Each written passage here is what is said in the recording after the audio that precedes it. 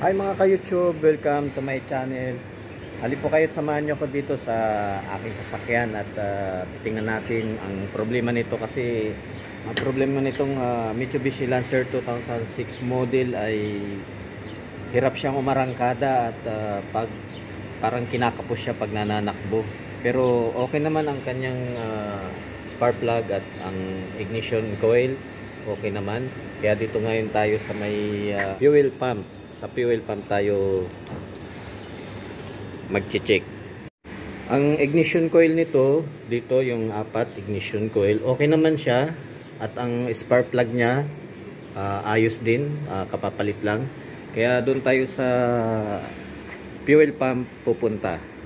Ang fuel pump nito ay nandito sa likuran, sa may upuan.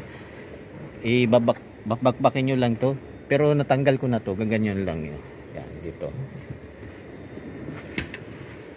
Yan. Ito yung fuel pump. Tapos ito yung sa gauge niya, sa fuel gauge. Yan. Ito, bukas na to kasi natanggal ko na. Ayan yung fuel pump niya. Kaya pupunta tayo sa bilihan ng fuel pump para palitan natin yan. Sinasabi kong fuel pump ang problema dahil itong isa naman na to ay Mitsubishi GL 2007 model. Kinuha ko yung fuel pump niya dito. Yung fuel pump niya, kinuha ko muna dito. Ganito nyo lang yun. Yan. Yung fuel pump nito, kinuha ko muna at sinalpak ko dito sa akin dito sa may fuel pump ko. Pinagpalit ko muna sila. Kaya nung nailagay ko yung from dito na fuel pump, nailagay ko dito, maganda ang takbo niya. Tapos ito naman yung nagkaroon ng problema na hirap manakbo at parang kinakapos. Kaya na sure natin na ang problema talaga nitong Mitsubishi GLX, Mitsubishi Lancer GLX 2006 model ay ang fuel pump. Kaya halip po kayo at samahan nyo akong bumili tayo ng fuel pump. Nakapag-canvas na rin ako ng fuel pump para dito. Tara po.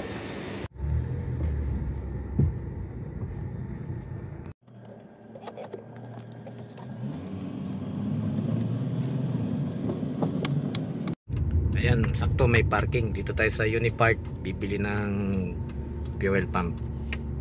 Tara, pasok tayo sa Unipart. Hello my friend. Bibili ng mga parts. Ito yung Unipart.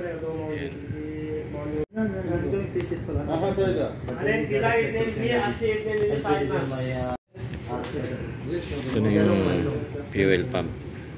Small one. Fuel pump.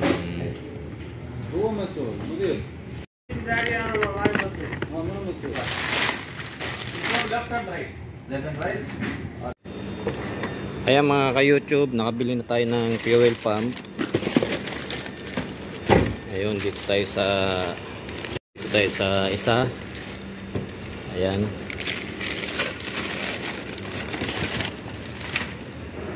Buksan natin to.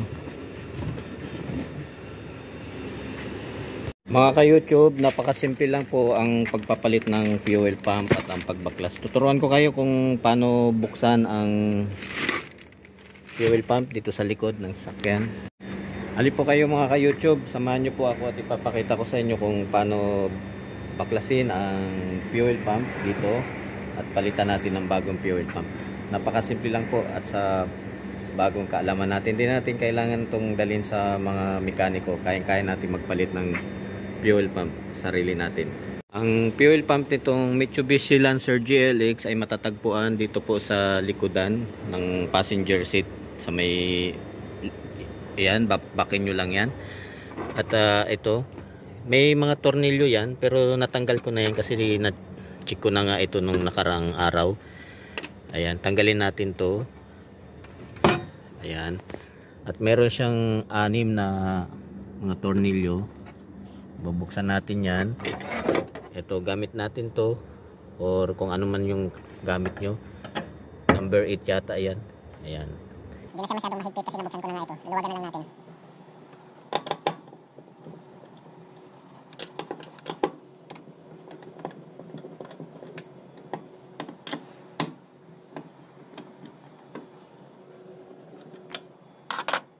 At yung dalawa doon, hindi siya kaya nitong dukutin. Gamitan niya na lang ito. O kung meron kayong mas maliit na gamit, magaling siyang mabuksan.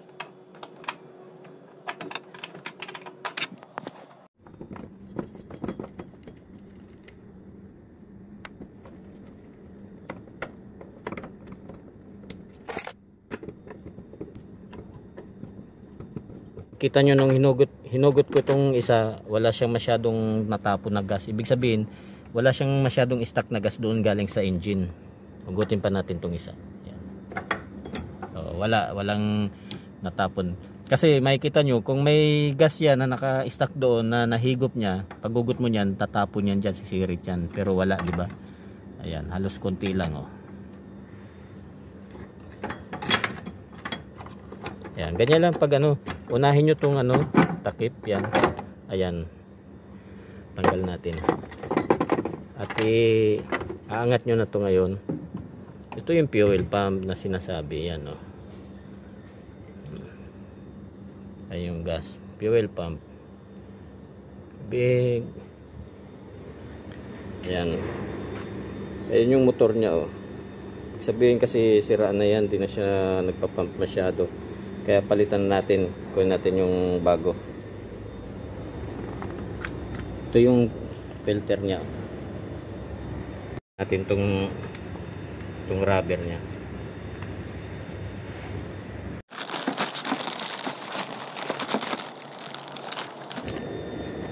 Ito yung bago. Bagong fuel pump, ha. Ayan. Kakapit na natin to ngayon. Alis natin to, nakalagay yung ano.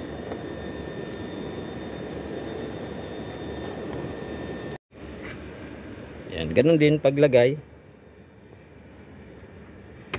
Yan, ano nyo lang yung paglagay. Parehas lang din. Tika, kulang. Kailangan natin yung rubber niya pala. Natin tong rubber niya. Ito yung rubber, kailangan dito. Dito.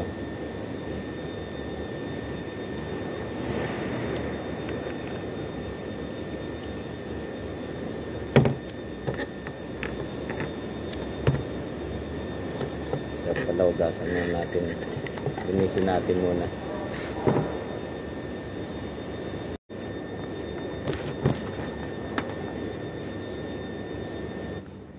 Linisin din natin tong gilid para di siya mahulugan ng dumi.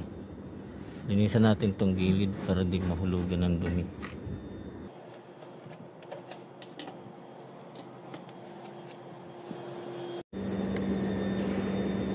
Kabit na natin. Kabit na natin.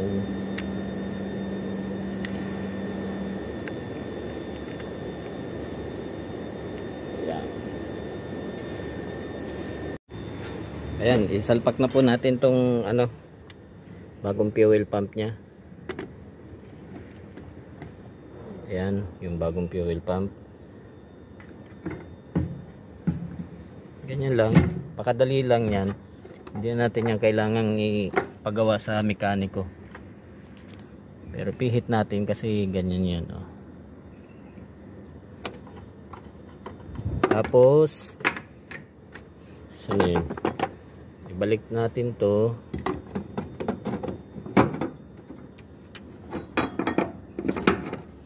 Ngayon, ihanap nyo yung butas niya kasi kailangan iikot nyo yan para ma-timing nyo dun sa ano niya.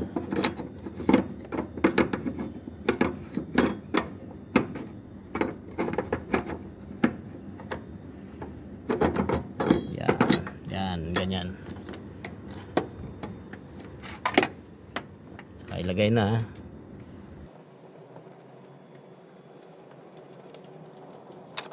Tornilyo.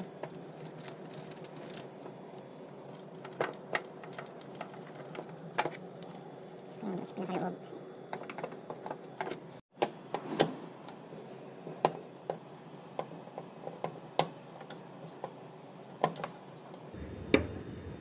Tamang higpit lang, wag masyado kasi mapuputol yung tornilyo niyan. Pag medyo humigpit na, okay na. Wag niyo masyadong pakapihit kasi putol yan.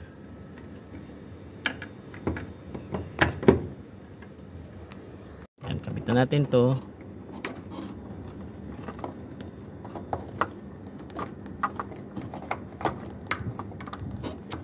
Yan.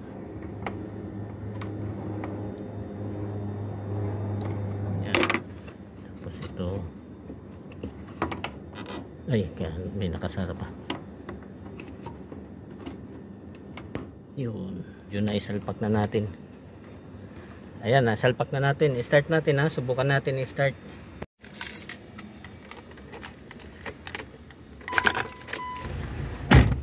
Ayan mga ka-YouTube, umandar na ang ating sasakyan.